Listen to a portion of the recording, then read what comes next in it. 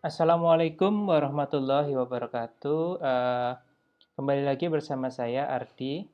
Pada kuliah kali ini, saya akan mencoba melanjutkan pembahasan mengenai otot manusia. Yang pertama yang akan saya coba jelaskan adalah mengenai proses bagaimana gaya itu dihasilkan di dalam otot manusia. Gaya dihasilkan di otot itu terjadi karena ada pemendekan dari contractile unit yang ada di otot ya. Nah, contractile unit di otot itu apa? Telah saya jelaskan di beberapa slide sebelumnya bahwa sarkomer merupakan unit yang bertanggung jawab atas kontraksi yang terjadi di otot manusia. Salah satu teori yang menjelaskan mengenai proses ini itu adalah sliding filament theory. Jadi dalam sliding filament theory dijelaskan bahwa sarkomer tersebut berkontraksi karena miosin ya yang berwarna merah ini boleh dikatakan semacam menarik aktin ya, semacam menarik aktin sehingga nantinya gap yang ada di antara aktin ini itu akan semakin berkurang ya. Jadi untuk kondisi relax ya itu seperti ini, gapnya cukup besar. Namun dalam kondisi kontraksi gapnya itu akan berkurang. Nah banyaknya overlap ya, banyaknya overlap antara miosin dan aktin ini selanjutnya akan disebut dengan cross bridges. Selanjutnya banyaknya aktin dan miosin yang overlapping tersebut tentunya akan merubah panjang dari suatu otot yang proporsional terhadap perubahan gaya dari suatu otot. Jadi besarnya sebuah gaya dari suatu otot itu boleh dikatakan berbanding lurus dengan banyaknya cross bridges yang dibentuk. Ya, jadi bisa kita lihat pada ilustrasi ini. Ketika tidak ada cross bridges yang terbentuk, maka jumlah gaya yang mungkin dihasilkan itu hampir mendekati nol. Ketika cross bridges-nya itu meningkat, maka boleh dikatakan gaya yang mampu dihasilkan otot itu maksimal. Ketika tidak, walaupun ada perubahan pergeseran, tetapi jumlah cross bridges-nya itu relatif sama, maka gayanya pun tetap. Nah, tapi ketika dia itu malah semakin dekat ya, boleh dikatakan aktinnya itu semakin dekat. Namun ya dari sini karena dia terlalu dekat sehingga ada beberapa bagian dari aktin itu yang malah tidak mengalami atau tidak ada cross bridges-nya ya, sehingga gayanya itu menurun. Jadi apabila kita rangkum ya, jadi dari sliding filament ini maka boleh dikatakan bahwa memendeknya sarkomers tersebut akan menghasilkan semacam gaya ya, dan gaya tersebut apabila nantinya digunakan untuk ditransfer ke tulang ya, untuk menarik tulang, maka bisa terjadi sebuah gerakan ya di dalam tubuh manusia. Jadi pada slide sebelumnya telah saya jelaskan bagaimana gaya itu dapat dihasilkan di otot ya. Nah, lalu bagaimana gaya itu dapat dikonversi dalam sebuah gerakan akan saya coba jelaskan pada slide ini. Jadi yang pertama, otot itu membuat gerakan ya, gerakan di dalam sistem kerangka manusia melalui proses menghasilkan torsi ya atau torque ya. Nah, gimana torsi itu dihasilkan? Jadi ketika otot itu menghasilkan gaya ya, bisa kita lihat pada dua gambar ini, maka otot tersebut akan memendek dari posisi ini ke posisi ini. Ketika otot itu memendek, maka akan terjadi rotasi ya di sendi manusia ya. Dari sini dia akan naik ke atas karena dia memendek. Nah, disinilah torsi terjadi. Ketika torsi terjadi, maka akan ada pergerakan dalam sistem rangka manusia. Nah, karena itu ya, apabila kita buat rangkuman, maka untuk menghasilkan gerakan ya, yang pertama otot itu akan menghasilkan gaya ya, otot menghasilkan gaya. Lalu ketika otot menghasilkan gaya ya, maka otot itu akan memendek ya. Otot itu secara sifatnya akan memendek. Ketika memendek, dia akan menyebabkan rotasi dari sistem kerangka manusia atau di sendi manusia. Ketika rotasi itu terjadi, maka torsi dihasilkan dan gerakan di sistem kerangka manusia itu terjadi. Selanjutnya, secara matematis, torsi dapat didefinisikan sebagai perkalian antara gaya dengan jarak tegak lurus antara vektor gaya tersebut dengan pusat sendi ya, dengan pusat sendi. Nah, karena itu kalau dari secara persamaan itu T sama dengan F kali R, di mana T adalah torsi, F itu gaya, R itu merupakan jarak perpendikular tadi ya, jarak tegak lurus tadi. Nah, biasanya jarak tegak lurus ini disebutkan sebagai moment arm atau lengan torsi atau lengan moment. Dikarenakan torsi merupakan perkalian antara gaya dan moment arm, di mana gaya itu relatif sama ya, gaya ototnya itu relatif sama. Oleh karena itu, perbedaan torsi itu dipengaruhi oleh perubahan dari moment arm ya. Ketika manusia bergerak itu besarnya torsi dipengaruhi oleh panjangnya moment arm. Ya. Kalau kita lihat dari dua gambar ini ya, maka vektor gayanya itu ada di sini ya. Vektor gayanya ada di sini atau di sini. Lalu moment armnya itu jarak dari titik ini ke titik ini. Jarak titik ini ke titik ini. Ya, oleh karena itu ya, karakter dari moment arm itu seperti ini. Ketika kita dalam posisi netral ya, atau misalnya ini lengan ya. Ini lengan atas, ini lengan bawah. Ketika lengan atas, lengan bawah kita dalam posisi netral, dalam posisi lurus, maka moment armnya itu hampir sama dengan 0 ya, atau sangat kecil sekali. Nah, karena itu dalam posisi itu, maka torsi yang dihasilkan itu sangat rendah ya, sangat rendah. Nah, ketika lengan kita ini ya, sendi siku ini ada terjadi gerakan flexion ya ke atas, maka moment armnya itu akan meningkat ya, dari dia hampir 0, dia akan meningkat ya, akan meningkat ya, tapi nanti ketika dia akan lengan bawahnya ini mendekati lengan atas ya, di posisi seperti ini, maka moment armnya akan kembali turun ya. Jadi boleh dikatakan moment arm itu bentuknya seperti gunung ya. Jadi dia pertamanya rendah, dia akan naik, lalu dia akan kembali rendah kembali.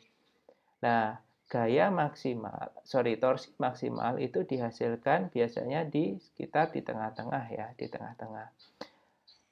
Oleh karena itu, kalau kita melihat kasus sudut siku ya, sudut siku boleh dikatakan moment arm maksimal itu dihasilkan di range ini ya, di antara 80 sampai 100 derajat. Ya, 100 derajat sudut flexionnya ya. Nah, disinilah karena moment armnya optimal ya di daerah ini ya, daerah ini, maka torsi yang dihasilkan juga maksimal. Ya. Selanjutnya, apabila kita rangkum ya, tadi kan sudah saya kasih tahu bahwa torsi itu merupakan perkalian antara gaya dan moment arm.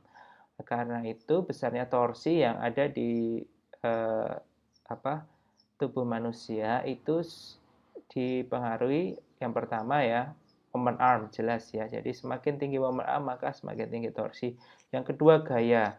Lah gaya ini ditentukan oleh apa? Pada slide sebelumnya, pada pembahasan di part 1 sudah saya jelaskan bahwa yang pertama PCSA ya yang pengaruhi gaya. Jadi semakin besar PCSA-nya, semakin besar penampang melintang suatu otot, maka gaya yang dihasilkan akan semakin besar.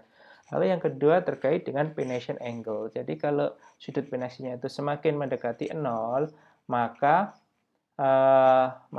gaya yang ditransfer ke tendon itu akan semakin besar juga. Oleh karena itu, 3 faktor yang mempengaruhi torsi adalah yang pertama PCSA, pennation angle, lalu yang terakhir moment arm. Selanjutnya, saya akan mencoba membahas mengenai muscle action atau aksi dari suatu otot ya. Secara garis besar, aksi suatu otot itu dibagi menjadi 3 jenis ya. Yang pertama isometrik, lalu yang kedua konsentrik, lalu yang ketiga eksentrik. Jenis aksi otot yang pertama disebut dengan konsentrik. Apabila otot tersebut dalam posisi konsentrik, maka akan ada pemendekan dari panjang otot ya. Karena ada pemendekan, karena ada kontraksi di otot tersebut, maka akan ada perubahan sudut dari suatu sendi. Nah, dia dikatakan konsentrik apabila perubahan sudutnya itu sama dengan arah torsi ya, torsi yang dihasilkan oleh otot tersebut. Nah, apabila kita lihat pada gambar di sini ya, dalam posisi abduction ya, dalam posisi dari netral ke abduction di mana lengan atas kita itu dari bawah akan naik ke atas, maka otot deltoid ini akan berkontraksi ya, sehingga panjangnya itu memendek. Nah, torsi yang dihasilkan otot ini itu dari bawah ke atas ya, sehingga sama dengan gerakan abduction ya, dari bawah ke atas. Oleh karena itu, otot deltoid ini boleh dikatakan melakukan aksi yang disebut dengan konsentrik. Untuk jenis aksi yang lain disebut dengan eksentrik ya. Nah, kalau eksentrik ini ototnya itu memanjang ke panjang semula. Lalu dalam posisi ini ya, dalam posisi ini maka akan ada perubahan sudut dari sendi, di mana sudut dari sendinya itu perubahannya itu berlawanan dengan arah torsi dari otot tersebut ya, arah dari otot tersebut. Apabila kita lihat ya, contoh ya deltoid ya. Jadi deltoid itu fungsinya kan untuk untuk abduction ya, abduction ya ke atas ya, bukan adduction ke bawah ya. Nah, karena dia itu fungsinya itu untuk abduction, maka torsi ototnya, otot yang dihasilkan deltoid itu seharusnya ke atas ya, seharusnya ke atas. Nah, dalam posisi adduction, karena dia torsi, pergerakan sendinya itu ke bawah, maka akan terdapat perbedaan ya, terdapat perbedaan arah antara torsinya otot deltoid tersebut dengan arah gerakan. Nah, dalam posisi ini otot deltoid itu disebut dalam aksi eksentrik. Untuk jenis aksi otot yang terakhir disebut dengan isometrik ya. Jadi berbeda dengan konsentrik dan eksentrik, di mana di dalam aksi-aksi sebelumnya otot tersebut bisa jadi memanjang atau memendek. Dalam dalam aksi isometrik otot tersebut tetap dalam panjang yang sama ya. Sehingga tidak ada perubahan perubahan posisi dari suatu segmen atau perubahan sudut dari suatu sendi. Atau dengan kata lain, otot tersebut itu berfungsi lebih ke untuk mempertahankan posisi dari suatu segmen atau suatu sudut. Namun demikian, walaupun dia itu tidak ada pemendekan, tetap terjadi kontraksi ya, walaupun kontraksinya itu tidak sebesar ketika dia dalam posisi konsentrik.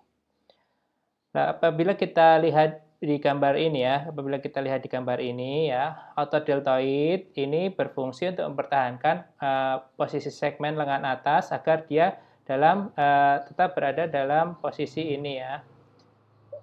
Bukan dia itu untuk merubah dari lengan atas misalnya dari bawah ke atas ya. Jadi ketika dia untuk mempertahankan posisi ini, maka panjang dari otot deltoid ini relatif sama ya, relatif sama walaupun tetap terjadi kontraksi ya, tapi kontraksinya itu tidak sebesar konsentrik. Oleh karena itu, aksi yang dilakukan oleh otot deltoid ini dinamakan dengan isometrik. Selanjutnya, saya akan coba jelaskan mengenai peran dari sifat atau peran dari otot dalam sebuah gerakan ya, dalam sebuah gerakan. Jadi suatu otot tersebut dalam sebuah gerakan dapat berperan sebagai agonis, antagonis, stabilizer, atau neutralizer. Untuk peran otot yang pertama yaitu agonis dan antagonis, ya. Untuk agonis dapat berarti bahwa torsi yang dihasilkan otot itu sejalan atau sama dengan arah dari gerakan, ya, arah dari gerakan sendi, ya. Lalu kalau antagonis itu yang berlawanan. Jadi ketika torsi otot tersebut itu berlawanan dengan joint movement atau perubahan dari sudut sendi, maka dia dinamakan otot tersebut berperan sebagai antagonis. Contohnya seperti ini ya, ketika dalam posisi abduction ya, dari lengan atas itu dari posisi bawah ke atas, maka otot deltoid itu akan berada dalam aksi konsentrik ya, otot tersebut akan memendek ya. Oleh karena itu, torsi yang dihasilkan otot deltoid ini akan sejalan dengan arah dari gerakan yang diinginkan ya, yaitu abduction. Di sisi lain, otot latissimus dorsi, otot tersebut itu akan dalam posisi eksentrik ya, dalam posisi eksentrik atau dia itu akan memanjang ke posisi semula, ke panjang semula. Oleh karena itu, otot latissimus dorsi ini ketika dalam gerakan abduction, maka dia berperan sebagai antagonis. Selain agonis dan antagonis, terdapat dua peran otot yang lain dalam suatu gerakan. Peran yang lain tersebut, yang pertama disebut sebagai stabilizer.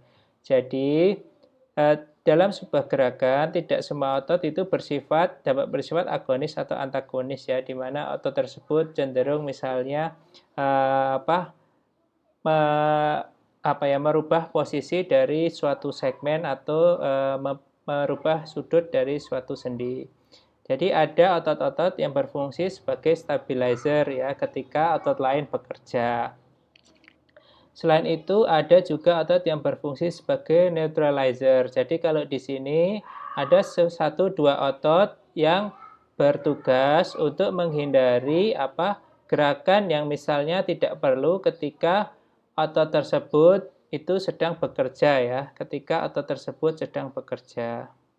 Pembahasan selanjutnya adalah mengenai muscle fatigue ya, atau kelelahan otot. Jadi secara sederhana, kelelahan otot dapat didefinisikan sebagai kondisi berkurangnya physical ability atau kemampuan fisik seseorang, di mana hilangnya kemampuan fisik tersebut atau berkurangnya kemampuan fisik tersebut itu dapat dipulihkan dengan istirahat. Ya. Jadi perasaan lelah itu mengindikasikan bahwa tubuh itu tidak mampu untuk melanjutkan atau mengulangi suatu usaha. Jadi ketika seseorang merasakan kelelahan otot, ya bisa jadi kelelahan otot tersebut merupakan sebuah sinyalmen ya agar seseorang tersebut terhindar dari kerusakan yang serius di otot ya, karena dengan adanya fatigue, seorang tersebut dapat beristirahat sehingga kondisi otot itu dapat kembali seperti semula. Salah satu sikap kerja yang boleh dikatakan dapat secara cepat menyebabkan kelelahan otot adalah sikap kerja berikut ini ya. Jadi bekerja dengan posisi tangan di atas ya.